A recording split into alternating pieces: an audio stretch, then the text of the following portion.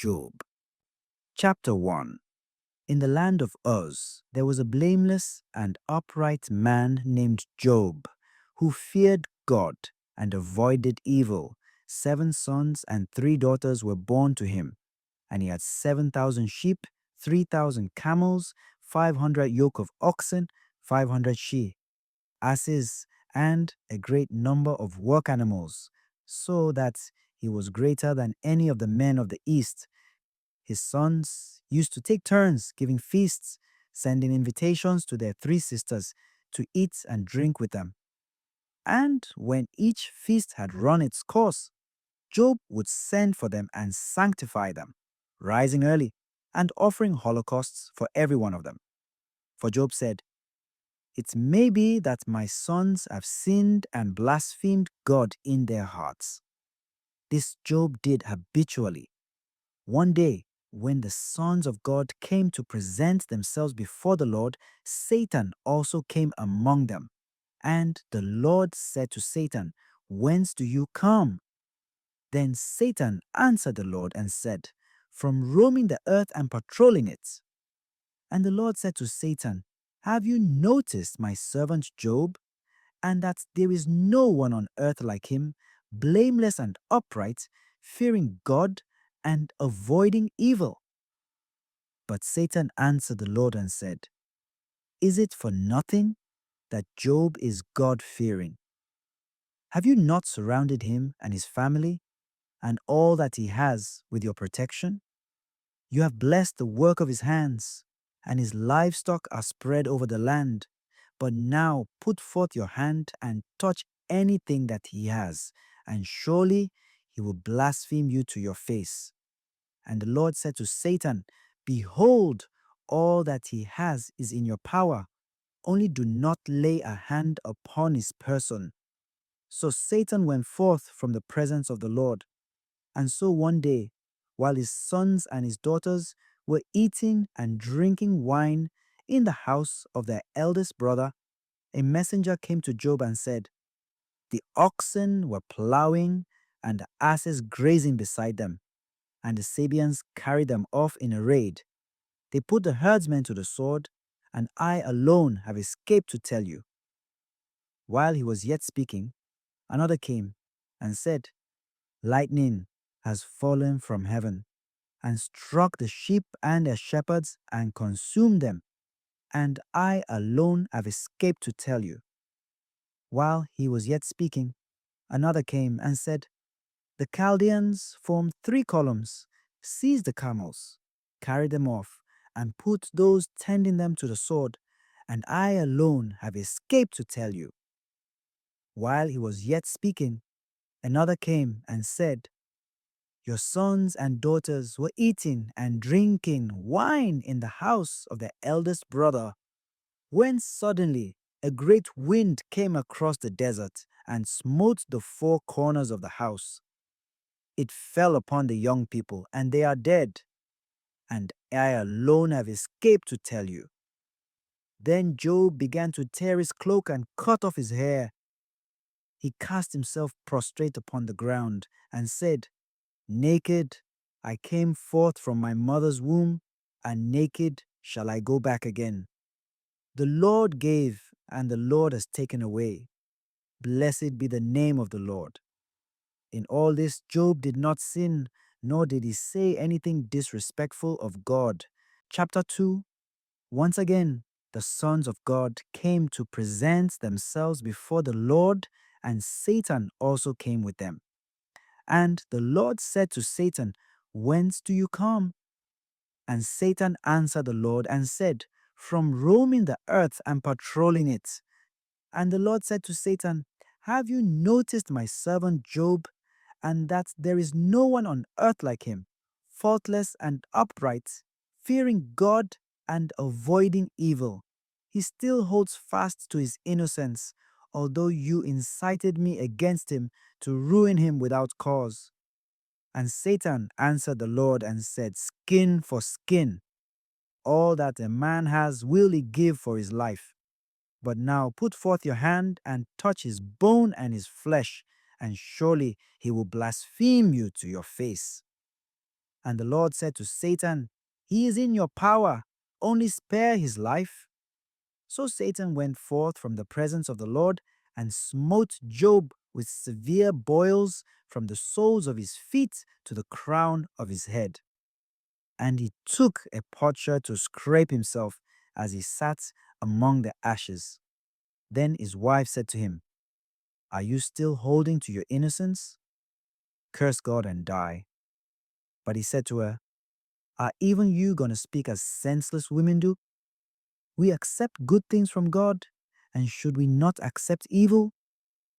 Through all this, Job said nothing sinful. Now, when three of Job's friends heard of all the misfortune that had come upon him, they set out each one from his own place: Eliphaz from Teman, Bildad from Shu, and Zophar from Namath. They met and journeyed together to give him sympathy and comfort.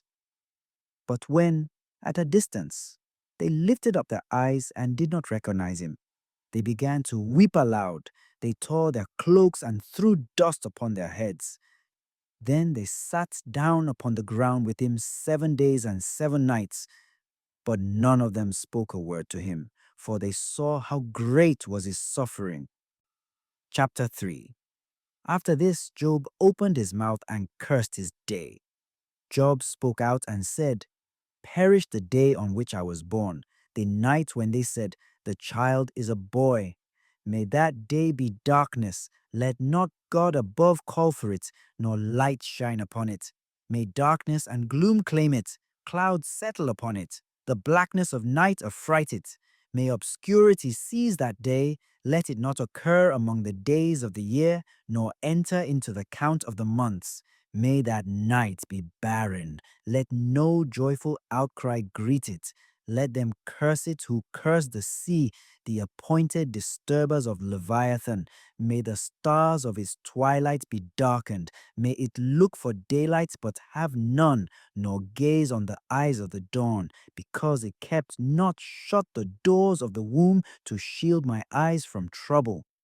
Why did I not perish at birth, come forth from the womb and expire? Wherefore did the knees receive me? Or why did I suck at the breasts? For then I should have lain down and been tranquil. Had I slept, I should then have been at rest with kings and counselors of the earth who built where now there are ruins, or with princes who had gold and filled their houses with silver. Or why was I not buried away like an untimely bird, like babes that have never seen the light? There the wicked cease from troubling. There the weary are at rest. There the captives are at ease together, and hear not the voice of the slave driver. Small and great are there the same, and the servant is free from his master. Why is light given to the toilers, and life to the bitter in spirit? They wait for death, and it comes not. They search for it rather than for hidden treasures, rejoice in it exultingly, and are glad when they reach the grave. Men whose path is hidden from them, and whom God has hemmed in. For sighing comes more readily to me than food, and my groans well forth like water. For what I fear overtakes me, and what I shrink from comes upon me. I have no peace nor ease. I have no rest, for trouble comes. Chapter 4. Then spoke Eliphaz the Temanite, who said, "If someone attempts a word with you, will you mind? For how can anyone refrain from speaking? Behold, you have instructed many, and have made firm their feeble hands. Your words have upheld the stumbler. You have strengthened his faltering knees. But now that it comes to you, you are impatient. When it touches yourself, you are dismayed. Is not your piety a source of confidence, and your integrity of life your hope? Reflect now, what innocent person perishes? Since when are the upright destroyed? As I see it, those who plow for mischief and sow trouble reap the same. By the breath of God they perish, and by the blast of his wrath They are consumed. Though the lion roars, though the king of beasts cries out, yet the teeth of the young lions are broken. The old lion perishes for lack of prey, and the cubs of the lioness are scattered.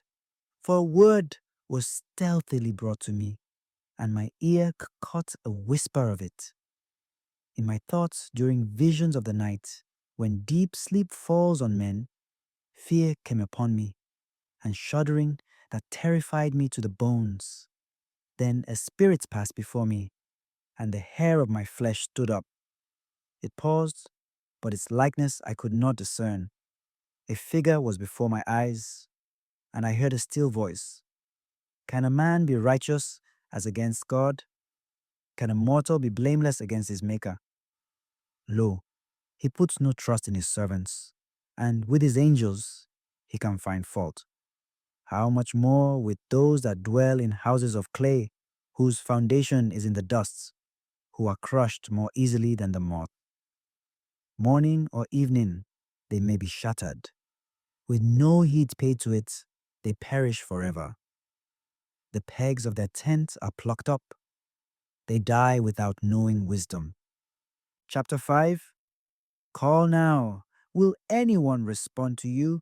To which of the holy ones will you appeal? Nay, impatience kills the fool, and indignation slays the simpleton. I have seen a fool spreading his roots, but his household suddenly decayed. His children shall be far from safety.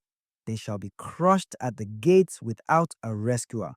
What they have reaped the hungry shall eat up, and the thirsty shall swallow their substance. For mischief comes not out of the earth, nor does trouble spring out of the ground, but man himself begets mischief as sparks fly upward. In your place, I would appeal to God, and to God I would state my plea. He does great things beyond searching out, and marvelous things beyond number. He gives rain upon the earth and sends water upon the fields. He sets up on high the lowly, and those who mourn he exalts to safety. He frustrates the plans of the cunning so that their hands achieve no success. He catches the wise in their own ruses, and the designs of the crafty are routed. They meet with darkness in the daytime, and at noonday they grope as though it were night. But the poor from the edge of the sword and from the hand of the mighty he saves. Thus the unfortunate have hope, and iniquity closes her mouth. Happy is a man whom God reproves. The Almighty's chastening do not reject. For he wounds, but he binds up. He smites, but his hands give healing. Out of 6 troubles he will deliver you, and at the 7th no evil shall touch you. In famine he will deliver you from death, and in war from the threat of the sword. From the scourge of the tongue you shall be hidden, and shall not fear approaching ruin. At destruction and want you shall laugh. The beasts of the earth you need not dread. You shall be in league with the stones of the field, and the wild beasts shall be at peace with you. And you shall know that your tent is secure. Taking stock of your household, you shall miss nothing. You shall know that your descendants are many, and your offspring as the grass of the earth. You shall approach the grave in full vigor, as a shock of grain comes in at its season. Lo, this we have searched out. So it is. This we have heard, and you should know. Chapter 6. Then Job answered and said, Ah, could my anguish but be measured, and my calamity laid with it in the scales, they would now outweigh the sands of the sea. Because of this I speak without restraint. For the arrows of the Almighty pierce me, and my spirit drinks in their poison. The terrors of God are arrayed against me. Does the wild ass bray when he has grass? Does the ox low over his fodder? Can a thing insipid be eaten without salt? Is there flavor in the white of an egg? I refuse to touch them. They are loathsome food to me. Oh, that I might have my request, and that God would grant what I long for, even that God would decide to crush me, that he would put forth his hand and cut me off.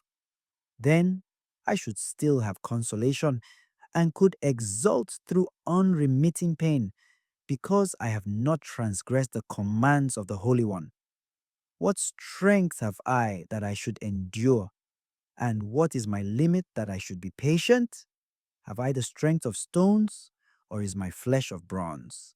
Have I no helper, and has advice deserted me? A friend owes kindness to one in despair, though he have forsaken the fear of the Almighty. My brethren are undependable as a brook, as watercourses that run dry in the wadis, though they may be black with ice and with snow heaped upon them. Yet once they flow, they cease to be. In the heat, they disappear from their place. Caravans turn aside from their routes. They go into the deserts and perish. The caravans of Tema search. The companies of Sheba have hopes. They are disappointed. Though they were confident, they come there and are frustrated. It is thus that you have now become for me. You see a terrifying thing and are afraid. Have I asked you to give me anything, to offer a gift for me from your possessions, or to deliver me from the enemy, or to redeem me from oppressors? Teach me, and I will be silent. Prove to me wherein I have erred. How agreeable are honest words! Yet, how unconvincing is your argument! Do you consider your words as proof, but the sayings of a desperate man as wind? You would even cast lots for the orphan, and would batter away your friend? Come now, give me your attention. Surely I will not lie to your face. Think it over. Let there be no injustice. Think it over. I still am right. Is there insincerity on my tongue, or cannot my taste discern falsehood? Chapter 7. Is not man's life on earth a drudgery? Are not his days those of a hireling? He is a slave who longs for the shade, a hireling who waits for his wages. So, I have been assigned months of misery, and troubled nights have been told off for me. If in bed I say, when shall I arise?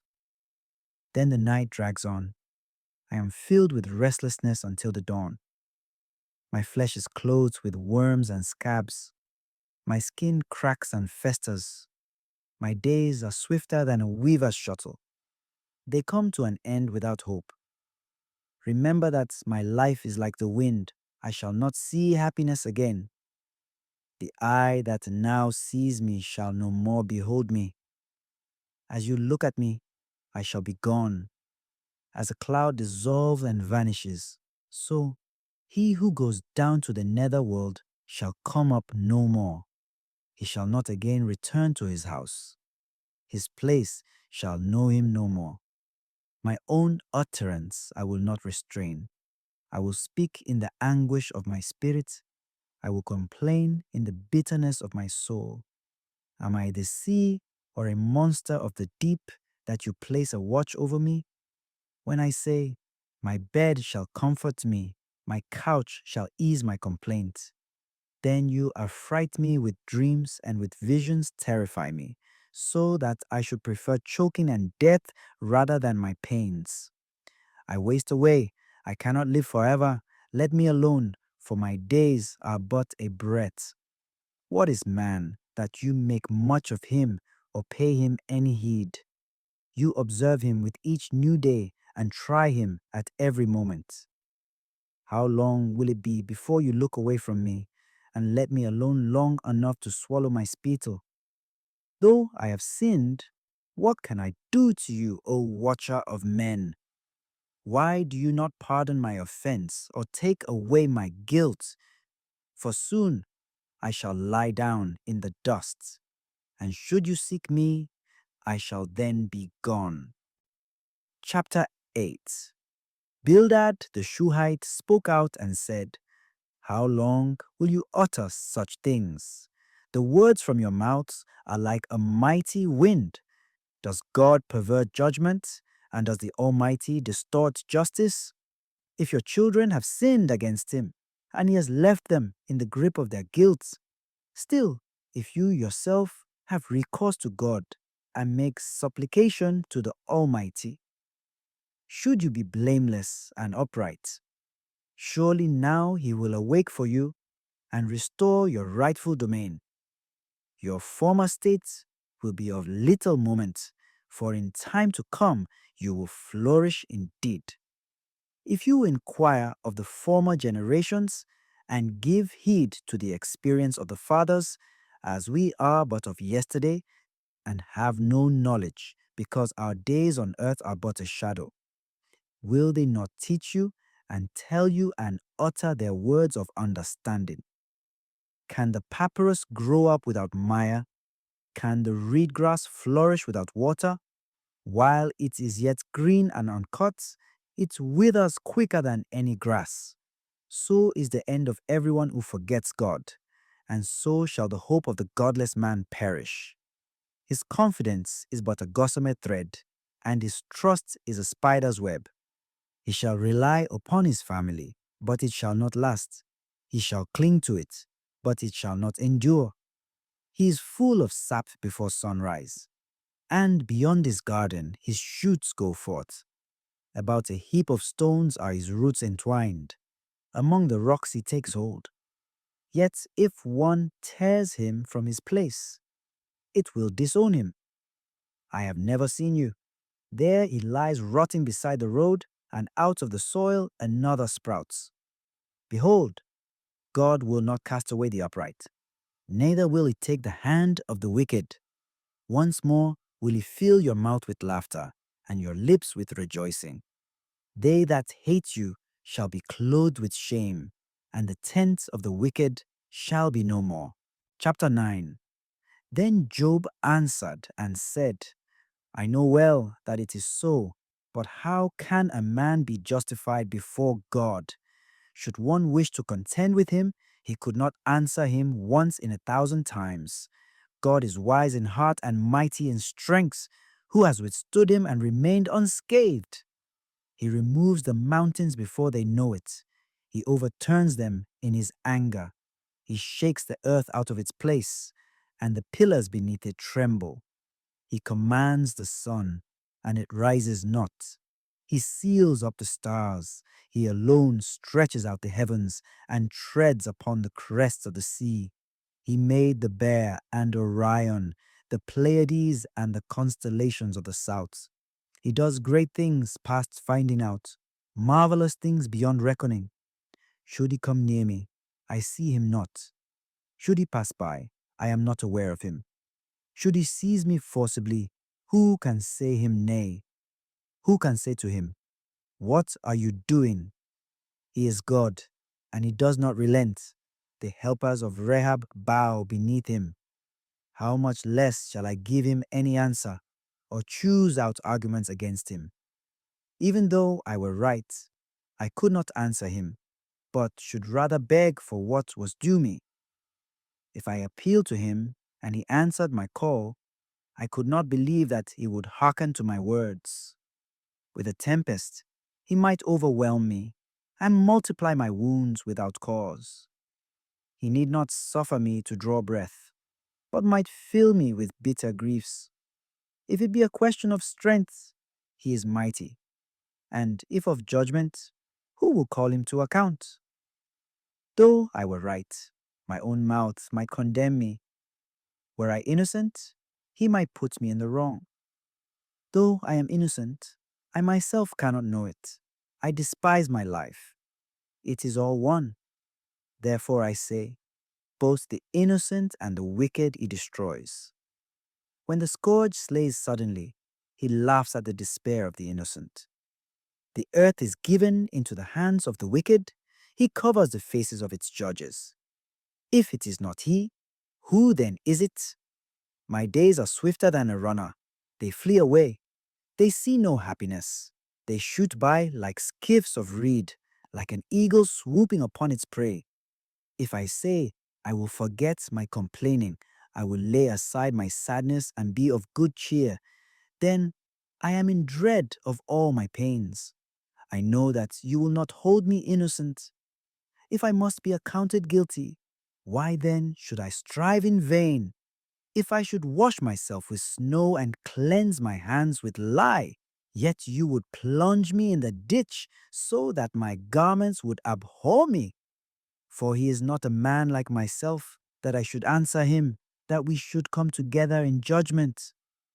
Would that there were an arbiter between us, who could lay his hand upon us both, and withdraw his rod from me. Would that his terrors did not frighten me, that I might speak without being afraid of him, since this is not the case with me. Chapter 10. I loathe my life. I will give myself up to complaint. I will speak from the bitterness of my soul.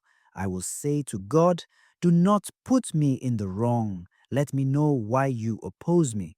Is it a pleasure for you to oppress, to spurn the work of your hands, and smile on the plan of the wicked? Have you eyes of flesh? Do you see as man sees? Are your days as the days of a mortal? And are your years as a man's lifetime? That you seek for guilt in me and search after my sins, even though you know that I am not wicked, and that none can deliver me out of your hand? Your hands have formed me and fashioned me. Will you then turn and destroy me? Oh, remember that you fashioned me from clay. Will you then bring me down to dust again? Did you not pour me out as milk and thicken me like cheese? With skin and flesh you clothed me. With bones and sinews knit me together. Grace and favor you granted me, and your providence has preserved my spirit. Yet these things you have hidden in your heart. I know that they are your purpose. If I should sin, you would keep a watch against me, and from my guilt you would not absolve me. If I should be wicked, alas for me. If righteous, I dare not hold up my head, filled with ignominy and sodden with affliction. Should it lift up, you hunt me like a lion. Repeatedly, you show your wondrous power against me. You renew your attack upon me and multiply your harassment of me. In waves, your troops come against me. Why then did you bring me forth from the womb? I should have died, and no eye have seen me. I should be as though I had never lived. I should have been taken from the womb to the grave. Are not the days of my life few? Let me alone, that I may recover a little, before I go whence I shall not return, to the land of darkness and of gloom, the black, disordered land where darkness is the only light. Chapter 11. And Zophar the Naamathite spoke out and said, should not the man of many words be answered? Or must the garrulous man necessarily be right? Shall your babblings keep men silent? And shall you deride, and no one give rebuke? Shall you say, my teaching is pure, and I am clean in your sight? But oh, that God would speak and open his lips against you, and tell you that the secrets of wisdom are twice as effective. So you might learn that God will make you answer for your guilt. Can you penetrate the designs of God? Dare you vie with the perfection of the Almighty? It is higher than the heavens. What can you do? It is deeper than the netherworld. What can you know? It is longer than the earth in measure, and broader than the sea. If he seize and imprison or call to judgment, who then can say him nay? For he knows the worthlessness of men and sees iniquity. Will he then ignore it? Will empty man then gain understanding, and the wild jackass be made docile? If you set your heart aright and stretch out your hands toward him, if you remove all iniquity from your conduct, and let not injustice dwell in your tent, surely then you may lift up your face in innocence. you may stand firm and unafraid. For then you shall forget your misery, or recall it like waters that have ebbed away. Then your life shall be brighter than the noonday. Its gloom shall become as the morning, and you shall be secure, because there is hope. You shall look round you and lie down in safety, and you shall take your rest with none to disturb. Many shall entreat your favor, but the wicked, looking on, shall be consumed with envy. Escape shall be cut off from them, they shall wait to expire. Chapter 12. Then Job replied and said, No doubt you are the intelligent folk, and with you wisdom shall die. But I have intelligence as well as you, for who does not know such things as these? I have become the sport of my neighbors, the one whom God answers when he calls upon him, the just, the perfect man, is a laughingstock, the undisturbed esteem my downfall, a disgrace such as awaits unsteady feet. Yet the tents of robbers are prosperous, and those who provoke God are secure. But now ask the beasts to teach you, and the birds of the air to tell you, or the reptiles on earth to instruct you, and the fish of the sea to inform you. Which of all these does not know that the hand of God has done this? In his hand is the soul of every living thing, and the life breath of all mankind. Does not the ear judge words as the mouth tastes food? So with old age is wisdom, and with length of days understanding. With him are wisdom and might. His are counsel and understanding. If he breaks a thing down, there is no rebuilding. If he imprisons a man, there is no release. He holds back the waters, and there is drought. He sends them forth, and they overwhelm the land. With him are strength and prudence. The misled and the misleaders are his. He sends counselors away barefoot, and of judges he makes fools. He loosens the bonds imposed by kings, and leaves but a waistcloth to bind the king's own loins. He silences the trusted adviser and takes discretion from the aged. He breaks down the barriers of the streams and lets their never-failing waters flow away. The recesses of the darkness he discloses and brings the gloom forth to the light. He makes nations great and he destroys them. He spreads peoples abroad and he abandons them. He takes understanding from the leaders of the land till they grope in the darkness without light. He makes them stagger like drunken men. Chapter 13. Lo, all this my eye has seen, my ear has heard and perceived it. What you know, I also know. I fall not short of you. But I will speak with the Almighty. I wish to reason with God. You are glossing over falsehoods and offering vain remedies, every one of you. Oh, that you would be altogether silent. This for you would be wisdom. Hear now the rebuke I shall utter, and listen to the reproof from my lips. Is it for God that you speak falsehood? Is it for him that you utter deceit? Is it for him that you show partiality? Do you play advocate on behalf of God? Will it be well when he shall search you out? Would you impose on him as one does on men? He will openly rebuke you if even in secret you show partiality. Surely will his majesty affright you, and the dread of him fall upon you. Your reminders are ashy maxims, your fabrications are mounds of clay. Be silent, let me alone, that I may speak and give vent to my feelings. I will carry my flesh between my teeth and take my life in my hand. Slay me though he might, I will wait for him. I will defend my conduct before him, and this shall be my salvation, that no impious man can come into his presence. Pay careful heed to my speech, and give my statement a hearing. Behold, I have prepared my case. I know that I am in the right. If anyone can make a case against me, then I shall be silent and die. These things only do not use against me. Then from your presence I need not hide. Withdraw your hand far from me, and let not the terror of you frighten me. Then call me, and I will respond, or let me speak first, and answer me. What are my faults and my sins? My misdeeds and my sins make known to me. Why do you hide your face and consider me your enemy? Will you harass a wind-driven leaf or pursue a withered straw? For you draw up bitter indictments against me and punish in me the faults of my youth. You put my feet in the stocks, you watch all my paths and trace out all my footsteps. Though he wears out like a leather bottle, like a garment that the moth has consumed. Chapter 14. Man born of woman is short-lived and full of trouble, like a flower that springs up and fades, swift as a shadow that does not abide. Upon such a one will you cast your eyes, so as to bring him into judgment before you.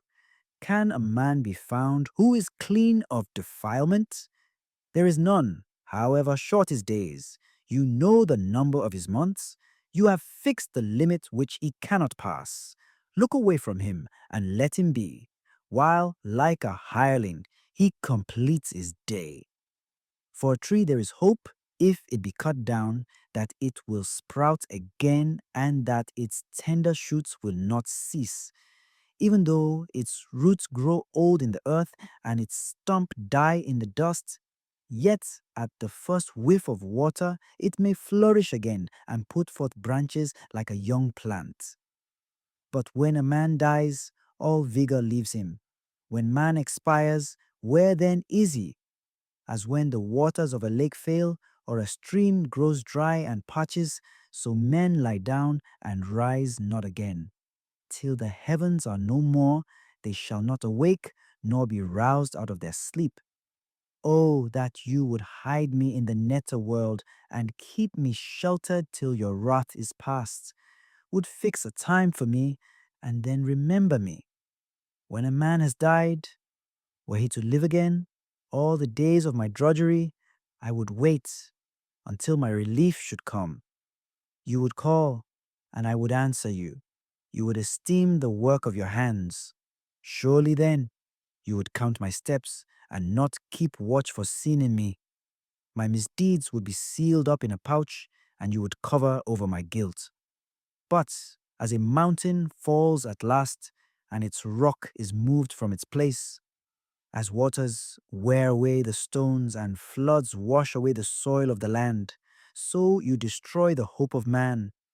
You prevail once for all against him, and he passes on. With changed appearance, you send him away. If his sons are honored, he is not aware of it. If they are in disgrace, he does not know about them. Only his own flesh pains him, and his soul grieves for him. Chapter 15. Then Eliphaz the Temanite spoke and said, Should a wise man answer with airy opinions, or puff himself up with wind? Should he argue in speech which does not avail, and in words which are to no profit? You in fact do away with piety, and you lessen devotion toward God, because your wickedness instructs your mouth, and you choose to speak like the crafty. Your own mouth condemns you, not I. Your own lips refute you. Are you indeed the firstborn of mankind, or were you brought forth before the hills? Are you privy to the counsels of God, and do you restrict wisdom to yourself? What do you know that we do not know? What intelligence have you which we have not? There are gray-haired old men among us, more advanced in years than your father. Are the consolations of God not enough for you, and speech that deals gently with you? Why do your notions carry you away, and why do your eyes blink? So that you turn your anger against God and let such words escape your mouth. What is a man that he should be blameless, one born of woman that he should be righteous? If in his holy ones God places no confidence, and if the heavens are not clean in his sight, how much less so is the abominable the corrupt man who drinks in iniquity like water. I will show you if you listen to me. What I have seen I will tell, what wise men relate and have not contradicted since the days of their fathers, to whom alone the land was given when no foreigner moved among them. The wicked man is in torment all his days, and limited years are in store for the tyrant. The sound of terrors is in his ears. When all is prosperous, the spoiler comes upon him.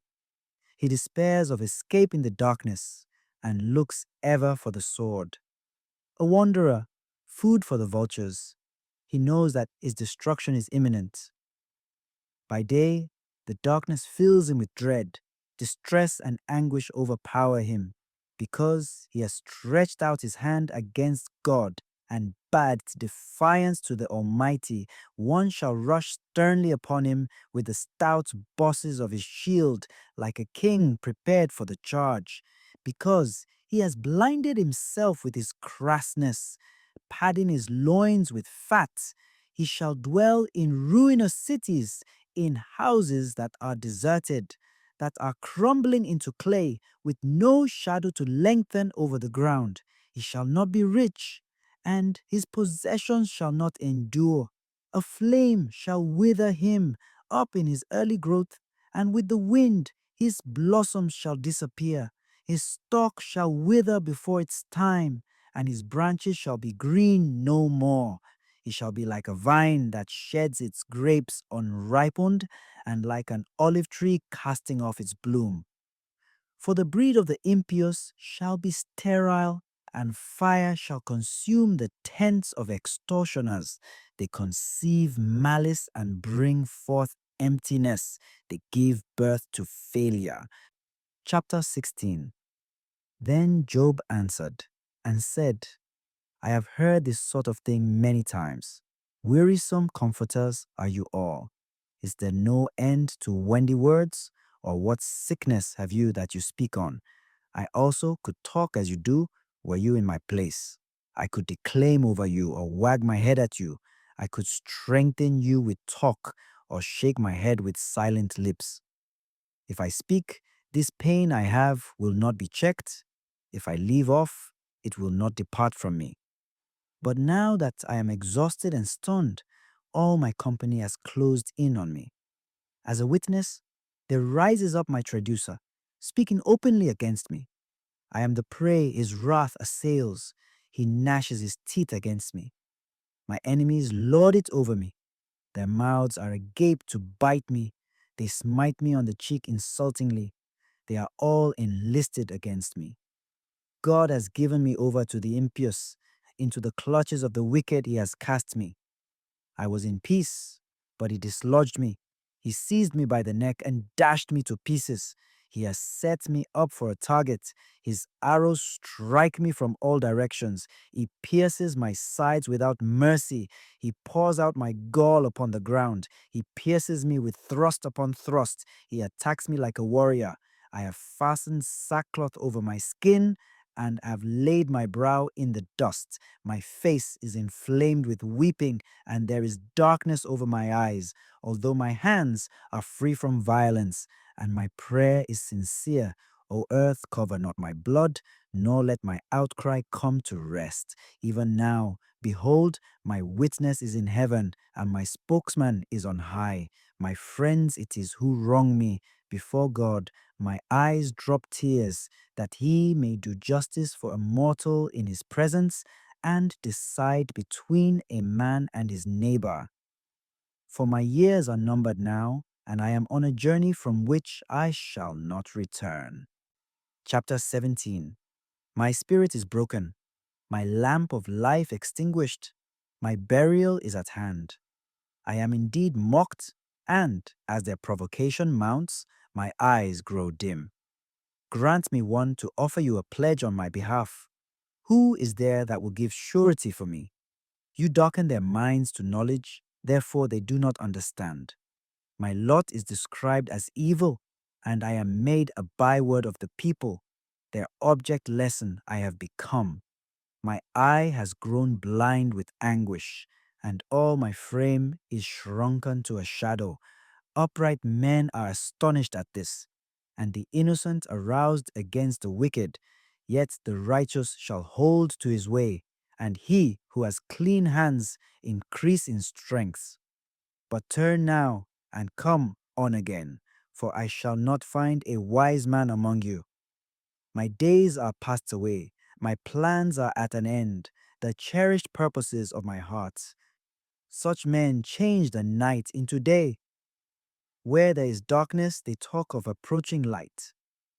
If I look for the nether world as my dwelling, if I spread my couch in the darkness, if I must call corruption my father, and the maggot my mother and my sister, where then is my hope and my prosperity? Who shall see? Will they descend with me into the nether world? Shall we go down together into the dust? Chapter 18. Then Bildad the Shuhite replied and said, When will you put an end to words? Reflect, and then we can have discussion. Why are we accounted like the beasts, their equals in your sight? You who tear yourself in your anger, shall the earth be neglected on your account, or the rock be moved out of its place? Truly, the light of the wicked is extinguished. No flame brightens his hearth. The light is darkened in his tent. In spite of him, his lamp goes out. His vigorous steps are hemmed in, and his own counsel cuts him down. For he rushes headlong into a net, and he wanders into a pitfall. A trap seizes him by the heel, and a snare lays hold of him. A noose for him is hid on the ground, and the toils for him on the way. On every side, terrors affright him. They harry him at each step. Disaster is ready at his side. The firstborn of death consumes his limbs. Fiery destruction lodges in his tent and marches him off to the king of terrors. He is plucked from the security of his tent. Over his abode brimstone is scattered. Below, his roots dry up, and above, his branches wither. His memory perishes from the land, and he has no name on the earth. He is driven from light into darkness and banished out of the world. He has neither son nor grandson among his people, nor any survivor where once he dwelt. They who come after shall be appalled at his fate. They who went before are struck with horror. So is it then with the dwelling of the impious man, and such is the place of him who knows not God. Chapter 19. Then Job answered and said, How long will you vex my soul, grind me down with words? These 10 times you have reviled me, have assailed me without shame. Be it indeed that I am at fault, and that my fault remains with me. Even so, if you would vaunt yourselves against me, and cast up to me any reproach, know then that God has dealt unfairly with me, and compassed me round with his net. If I cry out, Injustice! I am not heard. I cry for help, but there is no redress. He has barred my way, and I cannot pass. He has veiled my path in darkness. He has stripped me of my glory, and taken the diadem from my brow. He breaks me down on every side, and I am gone. My hope he has uprooted like a tree. His wrath he has kindled against me. He counts me among his enemies. His troops advance as one man. They build up their road to attack me, and they encamp around my tent. My brethren have withdrawn from me, and my friends are wholly estranged. My kinsfolk and companions neglect me, and my guests have forgotten me. Even my handmaids treat me as a stranger. I am an alien in their sight. I call my servant, but he gives no answer. Though in my speech I plead with him, my breath is abhorred by my wife. I am loathsome to the men of my family. The young children too despise me. When I appear, they speak against me. All my intimate friends hold me in horror. Those whom I loved have turned against me. My bones cleave to my skin, and I have escaped with my flesh between my teeth. Pity me, O you my friends, for the hand of God has struck me. Why do you hound me, as though you were divine, and insatiably prey upon me? Oh, would that my words were written down, would that they were inscribed in a record, that, with an iron chisel and with lead, they were cut in the rock forever. But as for me, I know that my vindicator lives, and that he will at last stand forth upon the dust, and from my flesh I shall see God. My inmost being is consumed with longing, whom I myself shall see. My own eyes, not another's, shall behold him. But you who say, how shall we persecute him? Seeing that the root of the matter is found in him. Be afraid of the sword for yourselves, for these crimes deserve the sword, that you may know that there is a judgment. Chapter 20. Then Zophar the Naamathite spoke and said, therefore my thoughts answer me, and because of this I am disturbed. I hear a rebuke that dishonors me, and my understanding inspires me to reply. Do you not know this from olden time, since man was placed upon the earth, that the triumph of the wicked is short, and the joy of the godless but for a moment? Though his pride mounts up to the heavens, and his head reaches to the clouds, he will perish forever, like his own dung. Those who have seen him will say, where is he? He will fly away like a dream and not be found. He will be chased away like a vision of the night. The eye that saw him will see him no more, nor will his place behold him any longer. His children will seek the favor of the poor, and his hands will give back his wealth. Though his bones are full of youthful vigor, they will lie down with him in the dust. Though evil is sweet in his mouth, though he hides it under his tongue, though he is loath to let it go and holds it in his mouth, yet his food will turn sour in his stomach. It will become the venom of serpents within him. He will spit out the riches he swallowed. God will make his stomach vomit them up. He will suck the poison of serpents. The fangs of an adder will kill him. He will not enjoy the streams, the rivers flowing with honey and cream. What he toiled for, he must give back uneaten. He will not enjoy the profit from his trading, for he has oppressed and forsaken the poor. He has seized houses he did not build. Because his greed knew no bounds, he will not escape with his treasure. Nothing is left for him to devour. His prosperity will not endure. In the midst of his plenty, distress will overtake him. The full force of misery will come upon him. When he has filled his belly, God will vent his burning anger against him and rain down his blows on him. Though he flees from an iron weapon, a bronze-tipped arrow will pierce him. He pulls it out of his back, the gleaming point out of his liver. Terrors will come over him. Total darkness lies in wait for his treasures. A fire unfanned will consume him and devour what is left in his tent. The heavens will expose his guilt. The earth will rise up against him. A flood will carry off his house, rushing waters on the day of God's wrath. Such is the fate God allots the wicked, the heritage appointed for them by God. Chapter 21. Then Job said in reply, at least listen to my words, and let that be the consolation you offer. Bear with me while I speak, and after I have spoken, you can mock. As my complaint toward man, and why should I not be impatient? Look at me and be astonished. Put your hands over your mouths. When I think of it, I am dismayed, and horror takes hold on my flesh. Why do the wicked survive, grow old, become mighty in power? Their progeny is secure in their sight. They see before them their kinsfolk and their offspring.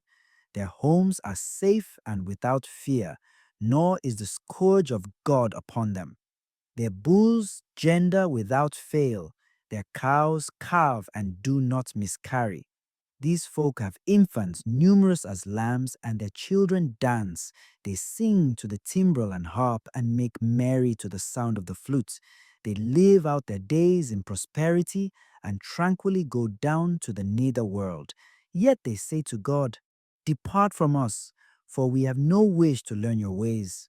What is the Almighty that we should serve him? And what gain shall we have if we pray to him?" If their happiness is not in their own hands, and if the counsel of the wicked is repulsive to God, how often is the lamp of the wicked put out? How often does destruction come upon them?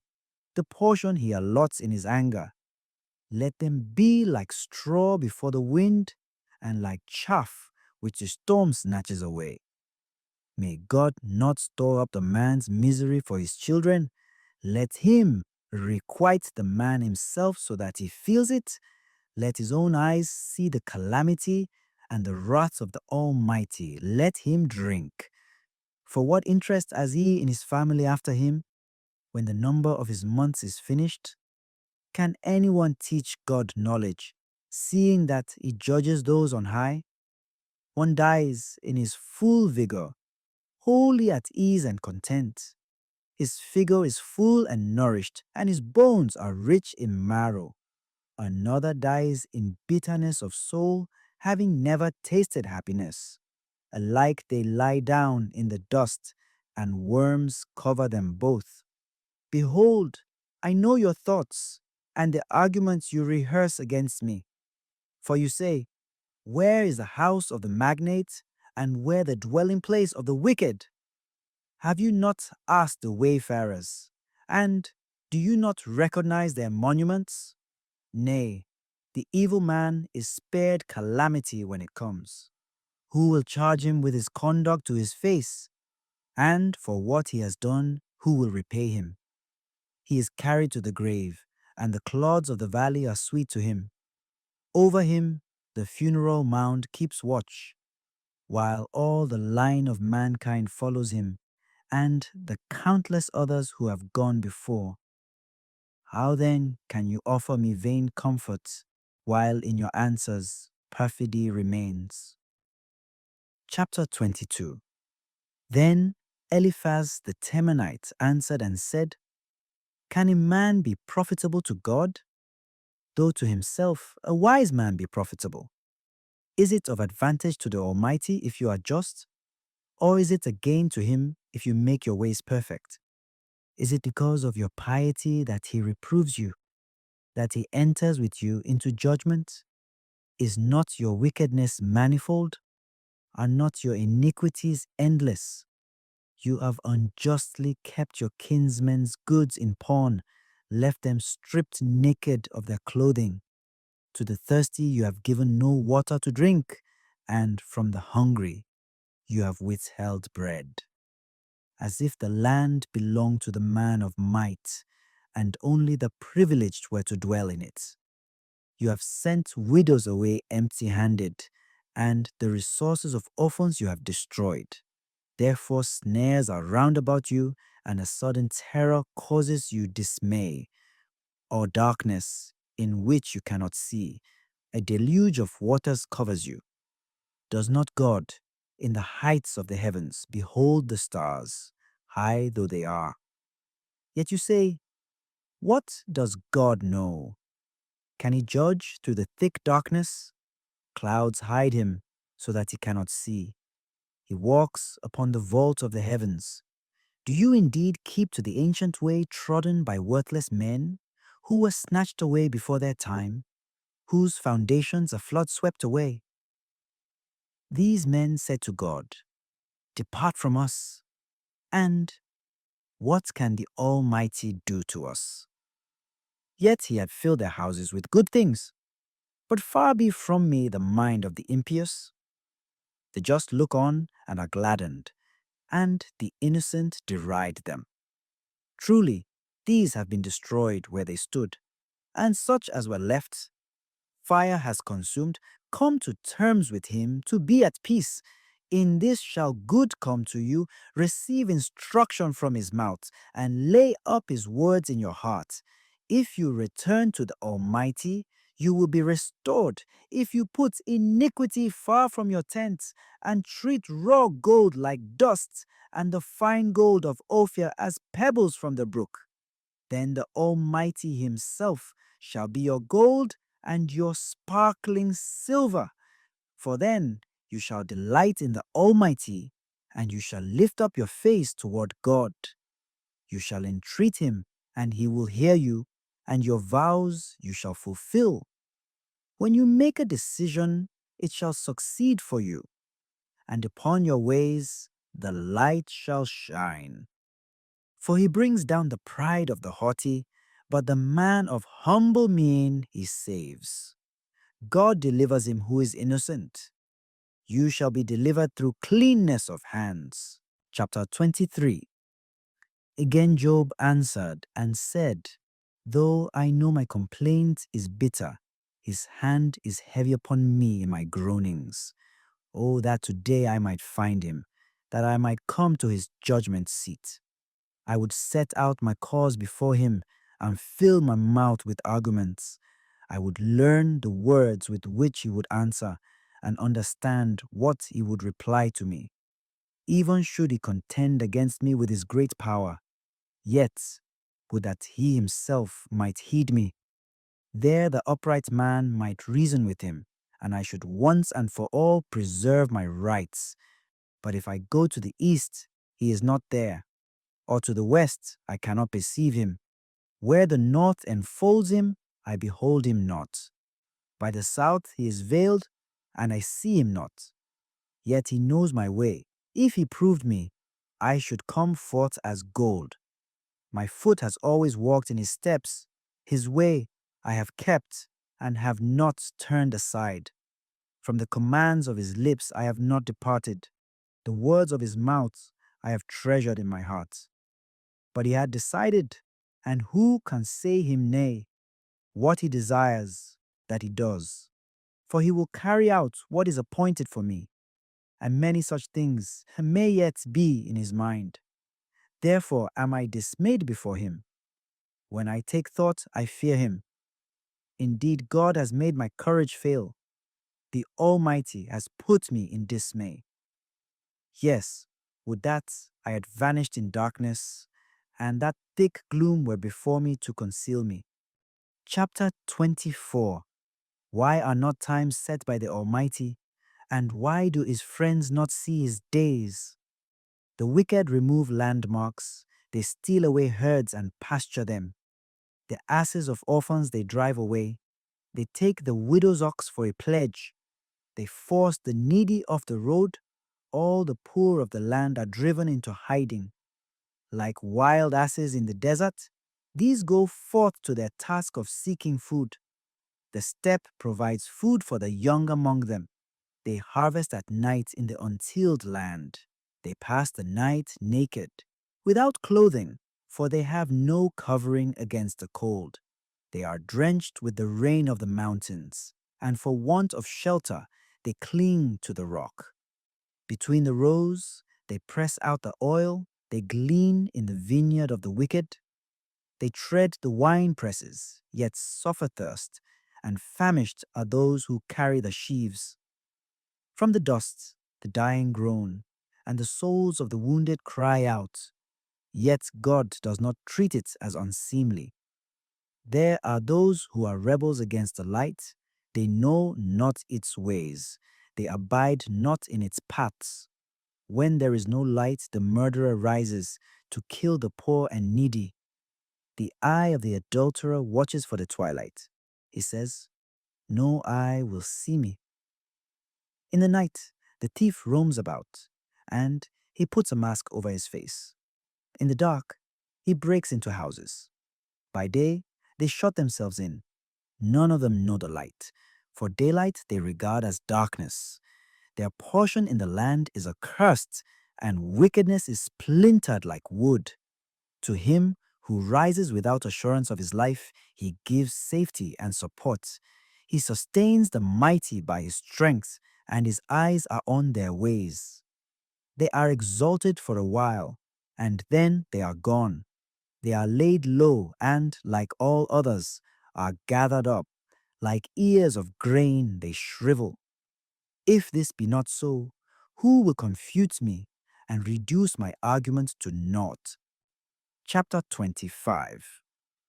Then Bildad the Shuhite answered and said, Dominion and awesomeness are his who brings about harmony in his heavens. Is there any numbering of his troops? Yet to which of them does not his light extend? How can a man be just in God's sight? Or how can any woman's child be innocent? Behold, even the moon is not bright, and the stars are not clear in his sight. How much less man, who is but a maggot, the son of man, who is only a worm? Chapter 26. Then Job spoke again and said, What help you give to the powerless? What strength to the feeble arm? How you counsel as though he had no wisdom. How profuse is the advice you offer. With whose help have you uttered those words? And whose is the breath that comes forth from you? The shades beneath writhe in terror, the waters and their inhabitants. Naked before him is the nether world, and Abaddon has no covering. He stretches out the north over empty space, and suspends the earth over nothing at all. He binds up the waters in his clouds, yet the cloud is not rent by their weight. He holds back the appearance of the full moon by spreading his clouds before it. He has marked out a circle on the surface of the deep as a boundary of light and darkness. The pillars of the heavens tremble and are stunned at his thunderous rebuke.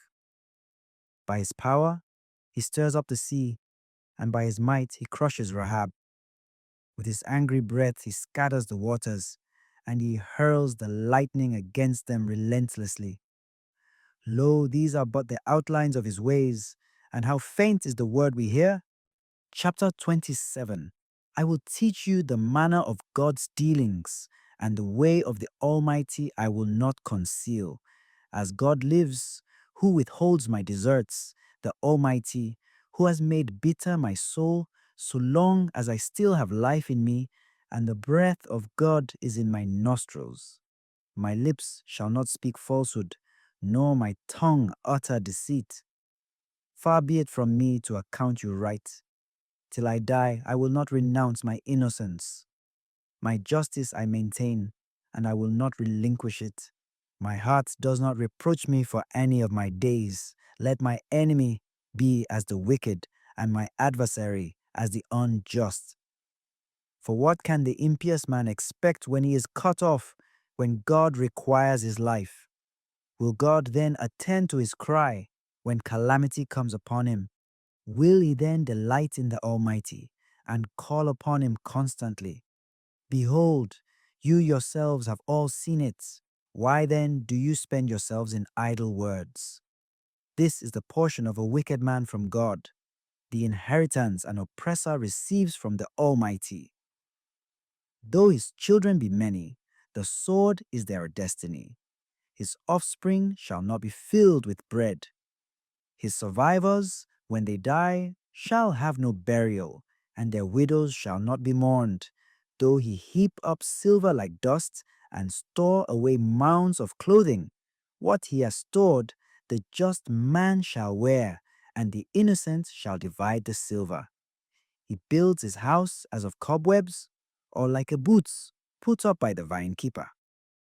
He lies down, a rich man, one last time. He opens his eyes, and nothing remains to him. Terrors rush upon him by day. At night, the tempest carries him off. The storm wind seizes him, and he disappears.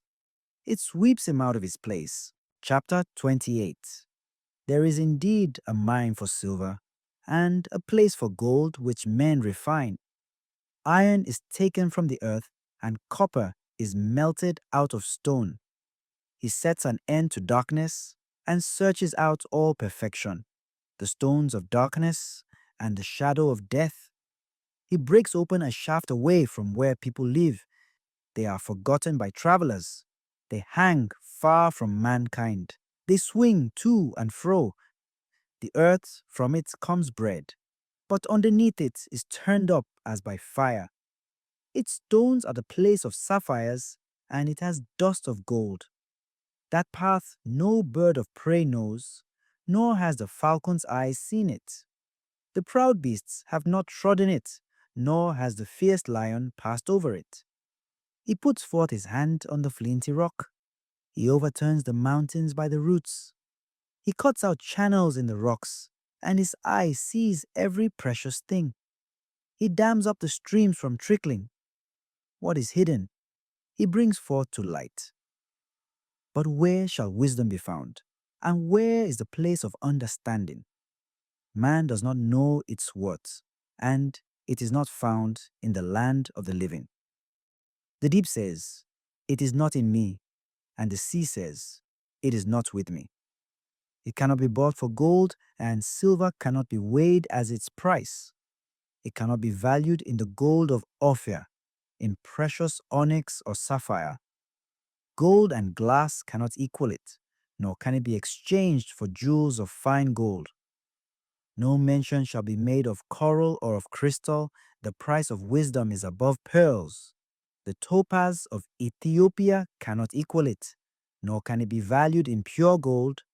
From where then does wisdom come? And where is the place of understanding? It is hidden from the eyes of all living, and concealed from the birds of the air. Abaddon and death say, "We have heard a rumor of it with our ears." God understands the way to it, and he knows its place. For he looks to the ends of the earth, and sees everything under the heavens. When he gave to the wind its weight, and apportioned the waters by measure, when he made a decree for the rain, and a way for the lightning of the thunder, then he saw it and declared it. He established it and searched it out. And he said to man, "Behold, the fear of the Lord, that is wisdom, and to depart from evil is understanding." Chapter 29. Job took up his theme anew and said, "Oh, that I were as in the months past, as in the days when God watched over me, while he kept his lamp shining above my head, and by his light I walked through darkness, as I was in my flourishing days, when God sheltered my tent, when the Almighty was yet with me, and my children were round about me, when my footsteps were bathed in milk, and the rock flowed with streams of oil, when I went forth to the gates of the city and set up my seats in the square. Then the young men saw me and withdrew, while the elders rose up and stood. The chief men refrained from speaking and covered their mouths with their hands. The voice of the princes was silenced, and their tongues stuck to the roofs of their mouths. Whoever heard of me blessed me. Those who saw me commended me. For I rescued the poor who cried out for help, the orphans, and the unassisted. The blessing of those in extremity came upon me, and the heart of the widow I made joyful. I wore my honesty like a garment. Justice was my robe and my turban. I was eyes to the blind, and feet to the lame was I. I was a father to the needy. The rights of the stranger I studied, and I broke the jaws of the wicked man. From his teeth I forced the prey. Then I said, "In my own nest I shall grow old. I shall multiply years like the phoenix. My root is spread out to the waters. The dew rests by night on my branches. My glory is fresh within me, and my bow is renewed in my hand." Chapter 30. But now they hold me in derision, who are younger in years than I, whose fathers I should have disdained to rank with the dogs of my flock. Such strength as they had, to me meant naught. They were utterly destitute. In want and hunger was their lot. They who fled to the parched wastelands, they plucked saltwort and shrubs. The roots of the broom plant were their food. They were banished from among men, with an outcry like that against a thief, to dwell on the slopes of the Wades, in caves of sand and stone. Among the bushes they raised their raucous cry. Under the nettles they huddled together. Irresponsible, nameless men, they were driven out of the land. Yet now they sing of me in mockery. I am become a byword among them. They abhor me. They stand aloof from me. They do not hesitate to spit in my face. Indeed, they have loosed their bonds. They lord it over me and have thrown off restraint in my presence. To subvert my paths, they rise up. They build their approaches for my ruin. To destroy me, they attack with none to stay them. As through a wide breach they advance. Amid the uproar, they come on in waves. Over me rolls the terror. My dignity is borne off on the wind, and my welfare vanishes like a cloud. One with great power lays hold of my clothing. By the collar of my tunic he seizes me. He has cast me into the mire. I am leveled with the dust and ashes. I cry to you, but you do not answer me. You stand off and look at me. Then you turn upon me without mercy, and with your strong hand you buffet me.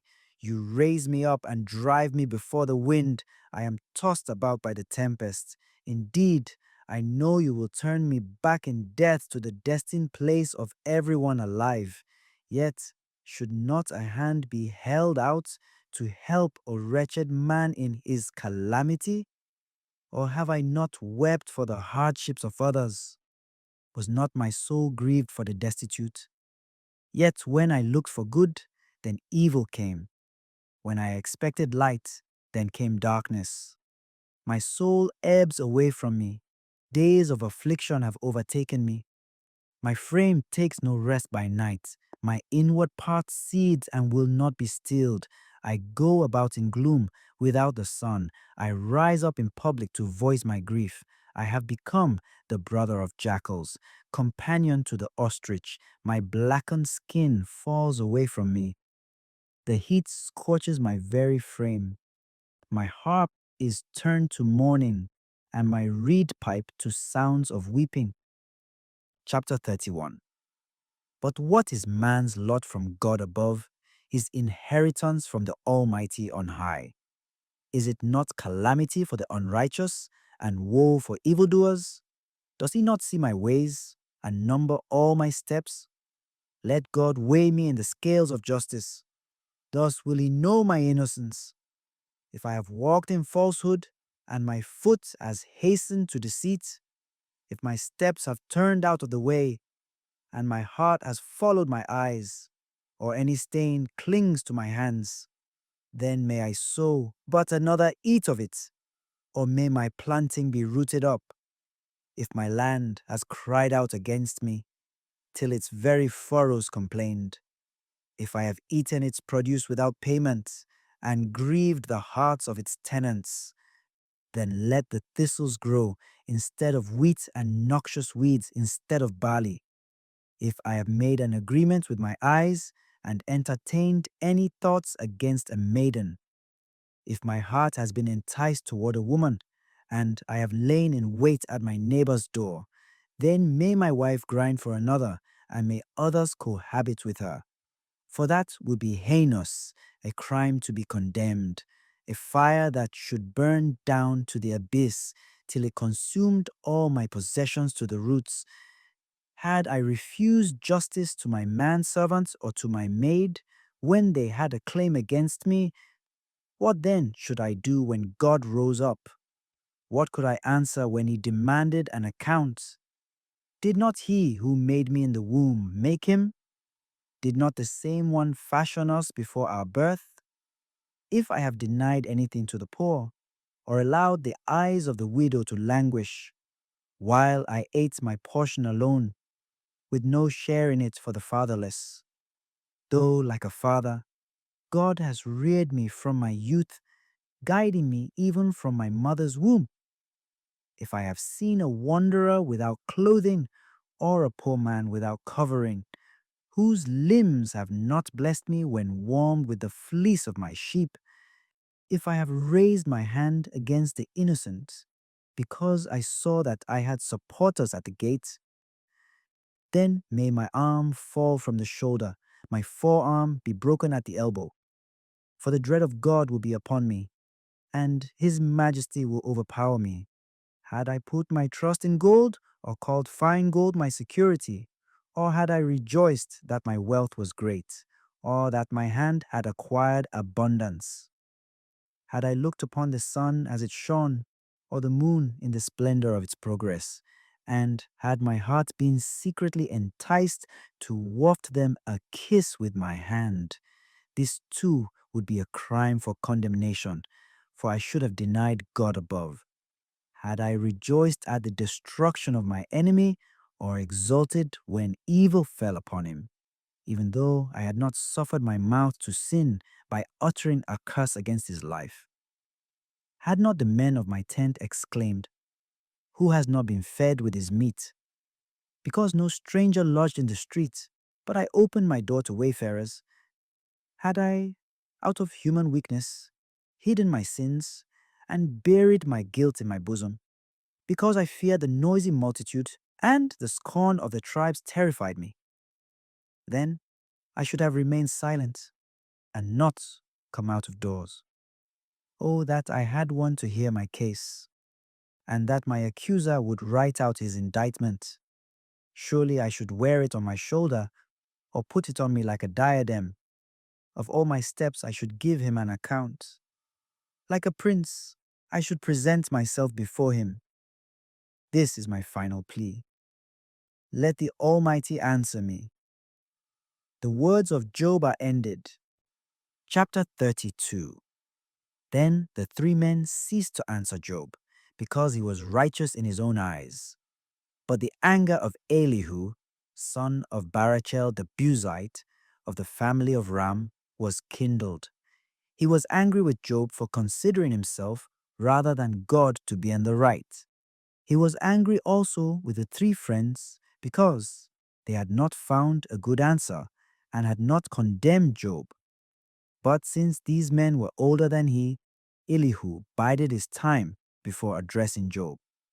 When, however, Elihu saw that there was no reply in the mouths of the three men, his wrath was inflamed. So Elihu, son of Barachel the Buzite, spoke out and said, "I am young and you are very old. Therefore I held back and was afraid to declare to you my knowledge. Days should speak, I thought, and many years teach wisdom. But it is a spirit in man, the breath of the Almighty, that gives him understanding. It is not those of many days who are wise, nor the aged who understand the right. Therefore I say, hearken to me, let me too set forth my knowledge. Behold, I have waited for your discourses, and have given ear to your arguments. Yes, I followed you attentively, as you searched out what to say. And behold, there is none who has convicted Job, not one of you who could refute his statements. Yet do not say, we have met wisdom. God may vanquish him, but not man. For had he addressed his words to me, I should not then have answered him as you have done. They are dismayed, they make no more reply. Words fail them. Must I wait? Now that they speak no more, and have ceased to make reply, I too will speak my part. I also will show my knowledge. For I am full of matters to utter. The spirit within me compels me. Like a new wineskin with wine under pressure, my bosom is ready to burst. Let me speak and obtain relief. Let me open my lips and make reply. I would not be partial to anyone, nor give flattering titles to any. For I know naught of flattery. If I did, my Maker would soon take me away. Chapter 33. Therefore, O Job, hear my discourse, and hearken to all my words. Behold, now I open my mouth, my tongue and my voice form words. I will state directly what is in my mind. My lips shall utter knowledge sincerely, for the Spirit of God has made me. The breath of the Almighty keeps me alive. If you are able, refute me. Draw up your arguments and stand forth. Behold, I, like yourself, have been taken from the same clay by God. Therefore, no fear of me should dismay you, nor should my presence weigh heavily upon you. But you have said in my hearing, as I listen to the sound of your words, I am clean and without transgression. I am innocent. There is no guilt in me. Yet he invents pretexts against me and reckons me as his enemy. He puts my feet in the stocks. He watches all my ways. In this you are not just, let me tell you, for God is greater than man. Why then do you make complaint against him that he gives no account of his doings? For God does speak perhaps once or even twice, though one perceive it not. In a dream, in a vision of the night, when deep sleep falls upon men as they slumber in their beds, it is then he opens the ears of men, and as a warning to them, terrifies them. By turning man from evil and keeping pride away from him, he withholds his soul from the pit and his life from passing to the grave. Or a man is chastened on his bed by pain and unceasing suffering within his frame, so that to his appetite food becomes repulsive, and his senses reject the choicest nourishment. His flesh is wasted, so that it cannot be seen, and his bones, once invisible, appear. His soul draws near to the pit, his life to the place of the dead. If then there be for him an angel, one out of 1,000, a mediator, to show him what is right for him, and bring the man back to justice, he will take pity on him and say, deliver him from going down to the pit. I have found him a ransom. Then his flesh shall become soft as a boy's. He shall be again as in the days of his youth. He shall pray, and God will favor him. He shall see God's face with rejoicing. He shall sing before men and say, I sinned and did wrong, yet he has not punished me accordingly. He delivered my soul from passing to the pit, and I behold the light of life. Lo, all these things God does, twice or thrice, for a man, bringing back his soul from the pit to the light, in the land of the living. Be attentive, O Job, listen to me. Be silent, and I will speak. If you have aught to say, then answer me. Speak out. I should like to see you justified. If not, then do you listen to me. Be silent while I teach you wisdom. Chapter 34. Then Elihu continued and said, Hear, O wise men, my discourse, and you that have knowledge hear me. For the ear tests words as the taste does food. Let us discern for ourselves what is right. Let us learn between us what is good. For Job has said, I am innocent, but God has taken what is my due. Notwithstanding my right, I am set at naught. In my wound, the arrow rankles, sinless though I am. What man is like Job? He drinks in blasphemies like water, keeps company with evildoers, and goes along with wicked men. When he says, it profits a man not that he is pleasing to God. Therefore, men of understanding, hearken to me. Far be it from God to do wickedness, far from the Almighty to do wrong. Rather, he requites men for their conduct and brings home to a man his way of life. Surely, God cannot act wickedly. The Almighty cannot violate justice. Who gave him government over the earth? Or who else set all the land in its place? If he were to take back his spirit to himself, withdraw to himself his breath, all flesh would perish together, and man would return to the dust. Now do you, O Job, hear this? Hearken to the words I speak. Can an enemy of justice indeed be in control? Or will you condemn the supreme just one? Who says to a king, you are worthless, and to nobles, You are wicked, who neither favors the person of princes, nor respects the rich more than the poor. For they are all the work of his hands. In a moment they die, even at midnight. He brings on nobles and takes them away, removing the powerful without lifting a hand. For his eyes are upon the ways of man, and he beholds all his steps. There is no darkness so dense that evildoers can hide in it. Therefore he discerns their works. He turns at night and crushes them. For he forewarns no man of his time to come before God in judgment. Without a trial, he breaks the mighty and sets others in their stead, because they turned away from him and heeded none of his ways, but caused the cries of the poor to reach him, so that he heard the plea of the afflicted. If he remains tranquil, who then can condemn? If he hides his face, who then can behold him? When anyone says to God, I was misguided, I will offend no more. Teach me wherein I have sinned. If I have done wrong, I will do so no more. Would you then say that God must punish since you reject what he is doing? It is you who must choose, not I. Speak therefore what you know. Men of understanding will say to me, every wise man who hears my views. Job speaks without intelligence, and his words are without sense. Let Job be tried to the limit, since his answers are those of the impious. For he is adding rebellion to his sin by brushing off our arguments and addressing many words to God. Chapter 35. Then Elihu proceeded and said, do you think it right to say, I am just rather than God? To say, what does it profit me? What advantage have I more than if I had sinned? I have words for a reply to you and your 3 companions as well. Look up to the skies and behold, regard the heavens high above you. If you sin, what injury do you do to God?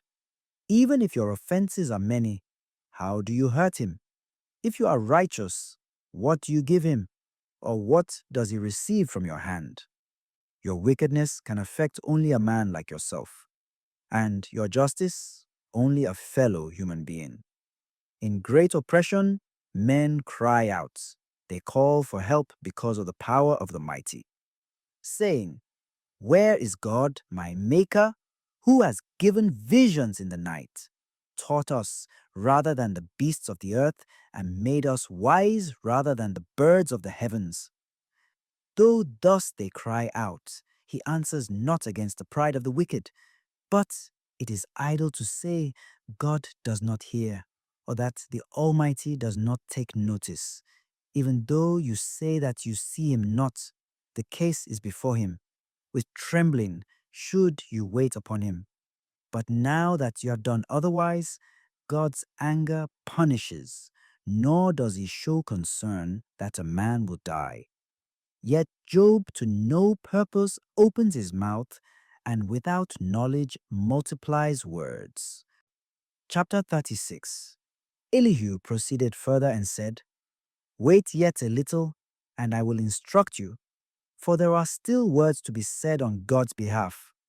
I will bring my knowledge from afar, and to my Maker I will accord the right.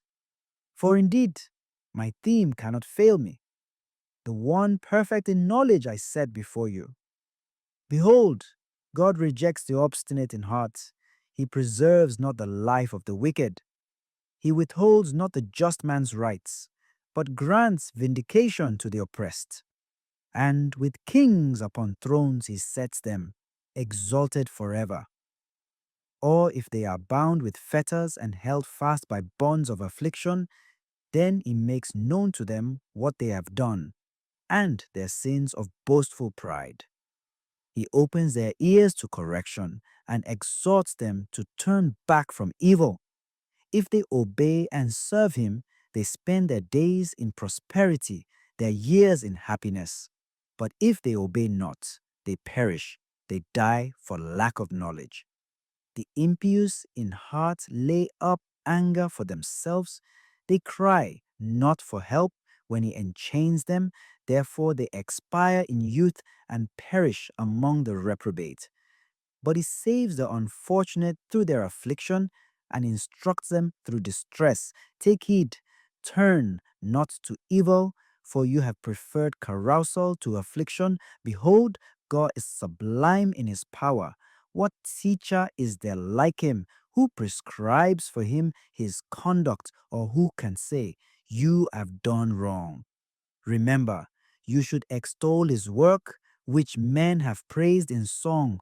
All men contemplate it, man beholds it from afar. Lo, God is great beyond our knowledge. The number of his years is past searching out. He holds in check the water drops that filter in rain through his mists, till the skies run with them, and the showers rain down on mankind. For by these he nourishes the nations and gives them food in abundance. Lo, he spreads the clouds in layers as the carpeting of his tent. In his hands he holds the lightning, and he commands it to strike the mark. His thunder speaks for him and incites the fury of the storm.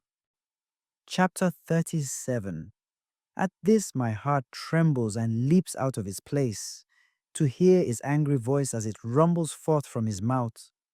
Everywhere under the heavens he sends it with his lightning to the ends of the earth. Again his voice roars, the majestic sound of his thunder.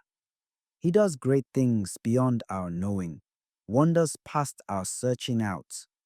For he says to the snow, fall to the earth, likewise to his heavy drenching rain. He shuts up all mankind indoors. The wild beasts take to cover and remain quietly in their dens. Out of its chamber comes forth the tempest. From the north winds, the cold. With his breath, God brings the frost, and the broad waters become congealed. With hail also, the clouds are laden as they scatter their flashes of light. He it is who changes their rounds according to his plans in their task upon the surface of the earth, whether for punishment or mercy, as he commands. Hearken to this, O Job, stand and consider the wondrous works of God. Do you know how God lays his commands upon them and makes the light shine forth from his clouds? Do you know how the clouds are banked, the wondrous work of him who is perfect in knowledge? You, whom the streams of water fail when a calm from the south comes over the land? Do you spread out with him the firmament of the skies, hard as a brazen mirror? Teach us then what we shall say to him. We cannot, for the darkness, make our plea. Will he be told about it when I speak, or when a man says he is being destroyed? Nay, rather, it is as the light which men see not while it is obscured among the clouds, till the wind comes by and sweeps the clouds away. From the north the splendor comes, surrounding God's awesome majesty. The Almighty. We cannot discover him, preeminent in power and judgment. His great justice owes no one an accounting. Therefore, men revere him, though none can see him, however wise their hearts. Chapter 38. Then the Lord addressed Job out of the storm and said, who is this that obscures divine plans with words of ignorance? Gird up your loins now like a man. I will question you, and you tell me the answers. Where were you when I founded the earth? Tell me, if you have understanding. Who determined its size? Do you know? Who stretched out the measuring line for it? Into what were its pedestals sunk? And who laid the cornerstone? While the morning stars sang in chorus and all the sons of God shouted for joy? And who shut within doors the sea when it burst forth from the womb? When I made the clouds its garment and thick darkness its swaddling bands?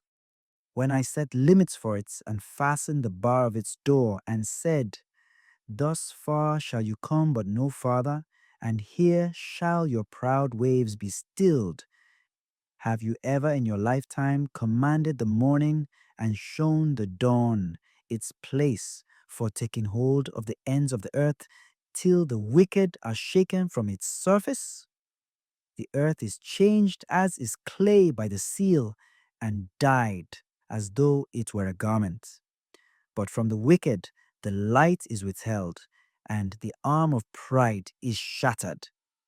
Have you entered into the sources of the sea, or walked about in the depths of the abyss? Have the gates of death been shown to you, or have you seen the gates of darkness? Have you comprehended the breadth of the earth? Tell me, if you know all, which is the way to the dwelling place of light, and where is the abode of darkness, that you may take them to their boundaries and set them on their homeward paths. You know, because you were born before them, and the number of your years is great. Have you entered the storehouse of the snow and seen the treasury of the hail, which I have reserved for times of stress, for the days of war and of battle? Which way to the parting of the winds, whence the east wind spreads over the earth? Who has laid out a channel for the downpour and for the thunderstorm, a path to bring rain to no man's land, the unpeopled wilderness, to enrich the waste and desolate ground till the desert blooms with verdure? Has the rain a father, or who has begotten the drops of dew, out of whose womb comes the ice, and who gives the hoarfrost its birth in the skies, when the waters lie covered, as though with stone that holds captive the surface of the deep? Have you fitted a curb to the Pleiades, or loosened the bonds of Orion? Can you bring forth a Mazzaroth in their season, or guide the bear with his train? Do you know the ordinances of the heavens? Can you put into effect their plan on the earth? Can you raise your voice among the clouds, or veil yourself in the waters of the storm? Can you send forth the lightnings on their way? Or will they say to you, "Here we are"? Who puts wisdom in the heart and gives the cock its understanding? Who counts the clouds in his wisdom? Or who tilts the water jars of heaven so that the dust of earth is fused into a mass and its clods made solid? Do you hunt the prey for the lioness, or appease the hunger of her cubs, while they crouch in their dens, or lie in wait in the thicket? Who provides nourishment for the ravens, when their young ones cry out to God, and they rove abroad without food? Chapter 39. Do you know about the births of the mountain goats? Watch for the birth pangs of the hinds, number the months that they must fulfill, and fix the time of their bringing forth.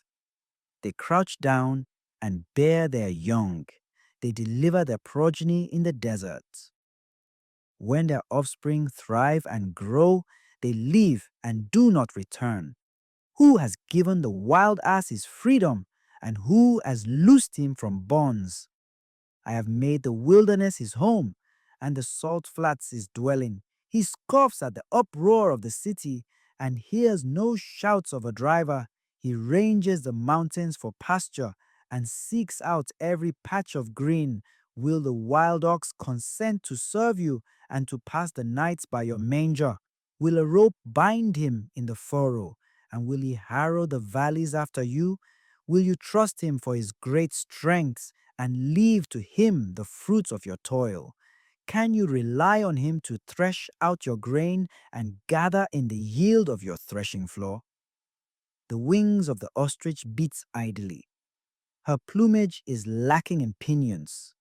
When she leaves her eggs on the ground and deposits them in the sand, unmindful that a foot may crush them, that the wild beasts may trample them, she cruelly disowns her young and ruthlessly makes naught of her brood. For God has withheld wisdom from her and has given her no share in understanding. Yet in her swiftness of foot she makes sport of the horse and his rider. Do you give the horse his strength and endow his neck with splendor? Do you make the steed to quiver while his thunderous snorting spreads terror? He jubilantly paws the plain and rushes in his might against the weapons. He laughs at fear and cannot be deterred. He turns not back from the sword. Around him rattles the quiver, flashes the spear and the javelin. Frenzied and trembling, he devours the ground. He holds not back at the sound of the trumpet, but at each blast he cries, "Aha!" Even from afar he scents the battle, the roar of the chiefs and the shouting. Is it by your discernment that the hawk soars, that he spreads his wings toward the south? Does the eagle fly up at your command to build his nest aloft? On the cliff he dwells and spends the night, on the spur of the cliff or the fortress. From thence he watches for his prey. His eyes behold it afar off. His young ones greedily drink blood. Where the slain are, there is he. Chapter 40. The Lord then said to Job, Will we have arguing with the Almighty by the critic? Let him who would correct God give answer. Then Job answered the Lord and said, Behold, I am of little account. What can I answer you? I put my hand over my mouth. Though I have spoken once, I will not do so again. Though twice, I will do so no more. Then the Lord addressed Job out of the storm and said, Gird up your loins now, like a man. I will question you, and you tell me the answers. Would you refuse to acknowledge my right? Would you condemn me that you may be justified? Have you an arm like that of God? Or can you thunder with a voice like his? Adorn yourself with grandeur and majesty, and array yourself with glory and splendor. Let loose the fury of your wrath. Tear down the wicked and shatter them. Bring down the haughty with a glance. Bury them in the dust together. In the hidden world, imprison them. Then will I too acknowledge that your own right hand can save you. See, besides you I made Behemoth that feeds on grass like an ox. Behold the strength in his loins and his vigor in the sinews of his belly. He carries his tail like a cedar. The sinews of his thighs are like cables. His bones are like tubes of bronze. His frame is like iron rods. He came at the beginning of God's ways and was made the taskmaster of his fellows. For the produce of the mountains is brought to him, and of all wild animals he makes sport. Under the lotus trees he lies, in coverts of the reedy swamp. The lotus trees cover him with their shade. All about him are the poplars on the bank. If the river grows violent, he is not disturbed, he is tranquil, though the torrent surges about his mouth. Who can capture him by his eyes or pierce his nose with a trap? Can you lead about Leviathan with a hook or curb his tongue with a bit? Can you put a rope into his nose or pierce through his cheek with a gaff? Will he then plead with you time after time or address you with tender words? Will he make an agreement with you that you may have him as a slave forever? Can you play with him as with a bird? Can you put him in leash for your maidens? Will the traders bargain for him? Will the merchants divide him up? Can you fill his hide with barbs, or his head with fish spears? Once you but lay a hand upon him, no need to recall any other conflict. Chapter 41. Is he not relentless when aroused? Who then dares stand before him? Whoever might vainly hope to do so need only see him to be overthrown. Who has assailed him and come off safe? Who under all the heavens? I need hardly mention his limbs, his strength, and the fitness of his armor. Who can strip off his outer garment or penetrate his double corselet? Who can force open the doors of his mouth, close to his terrible teeth? Rows of scales are on his back. tightly sealed together. They are fitted, each so close to the next that no space intervenes, so joined one to another that they hold fast and cannot be parted. When he sneezes, light flashes forth. His eyes are like those of the dawn.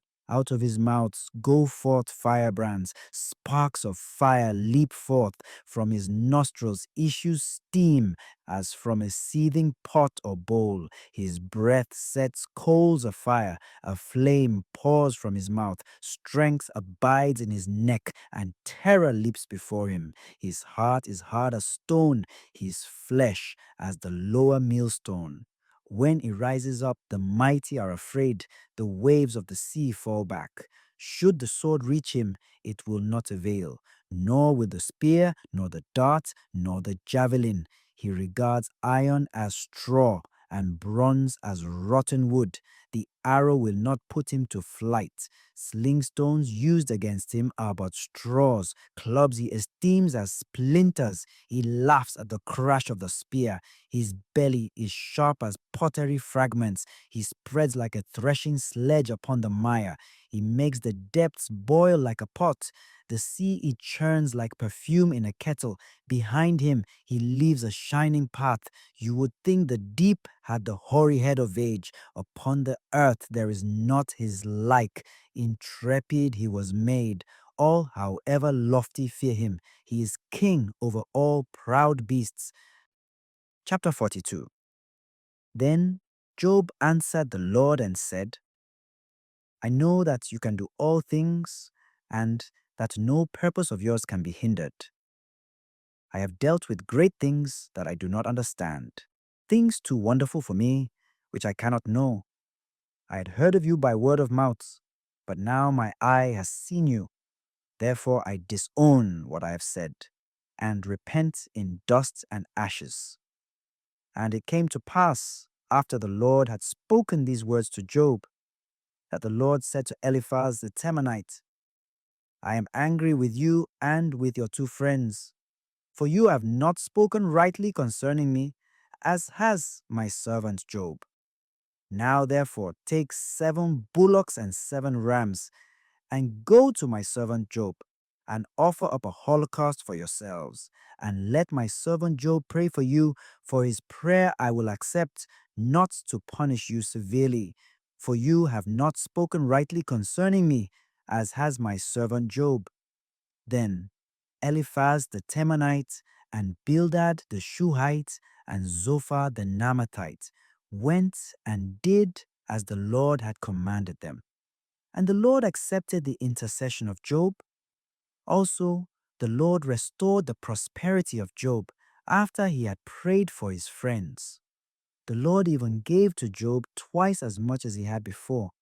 Then all his brethren and his sisters came to him, and all his former acquaintances, and they dined with him in his house. They condoled with him and comforted him for all the evil which the Lord had brought upon him. And each one gave him a piece of money and a gold ring. Thus the Lord blessed the latter days of Job more than his earlier ones. For he had 14,000 sheep, 6,000 camels, 1,000 yoke of oxen, and 1,000 she-asses. And he had 7 sons and 3 daughters, of whom he called the first Jemimah, the second Kezia, and the third Keren Happuch. In all the land, no other women were as beautiful as the daughters of Job, and their father gave them an inheritance among their brethren. After this, Job lived 140 years, and he saw his children, his grandchildren, and even his great-grandchildren. Then Job died, old and full of years.